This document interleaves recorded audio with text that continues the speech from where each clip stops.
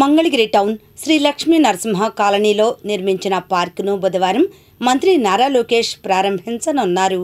ఓ report. ప్రజలు తనకు ఎంత ఎక్కువ మెజార్టీ ఇస్తే మంగళగిరి నియోజకవర్గ అభివృద్ధికి అన్ని ఎక్కువ నిధులు తీసుకువస్తానని ఎన్నికల సమయంలో మంత్రి నారా లోకేష్ చెప్పిన మాటలు కార్యరూపం దాలుస్తున్నాయి. ఇప్పటికే ఈ ప్రాంత ఎమ్మెల్యేగా నియోజకవర్గంలో 100కు పైగా అభివృద్ధి సంక్షేమ కార్యక్రమాలకు విద్యా ఐటీ శాఖల మంత్రి నారా లోకేష్ శ్రీకారం చుట్టారు.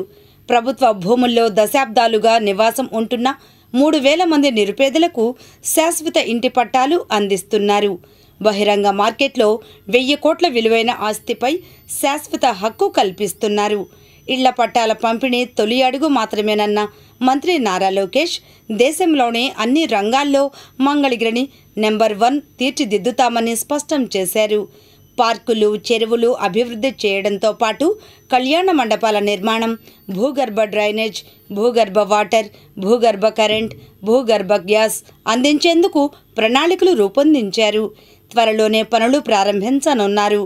మంగళగిరి ప్రజల దశాబ్దాల కల అయిన 100 పడకల ఆసుపత్రికి ఈ నెల 13న శంకుస్థాపన చేసి ఏడాదిలో పూర్తి చేయనున్నారు. ఈ నేపథ్యంలో మంగళగిరి ఎస్ఎల్ఎన్ కాలనీలో అభివృద్ధి చేసిన శ్రీ లక్ష్మీ నరసింహస్వామి పార్క్ ఎస్ఎల్ఎన్ పార్కును బుధవారం సాయంత్రం 5 గంటలకు మంత్రి నారా లోకేష్ లాంఛనంగా ప్రారంభించనున్నారు. 35 సెంట్లలో విస్తరించి ఉన్న ఈ పార్కును 1.06 కోట్లతో అభివృద్ధి చేశారు. దీంతో పాటు మంగళగిరి నియోజకవర్గంలో దాదాపు 30కి పైగా పార్కులు, పలు చెరువులను దశలవారీగా అభివృద్ధి చేయనున్నారు. మంగళగిరిలోని టిట్కో పార్కును 9 కోట్ల వ్యయంతో అభివృద్ధి చేయనున్నారు. ఇందుకు సంబంధించి ఈ నెలలోనే పనులు ప్రారంభం కానున్నాయి. నొలకపేట, చినకాకనిలో లేక్ పార్కులను అభివృద్ధి చేయనున్నారు.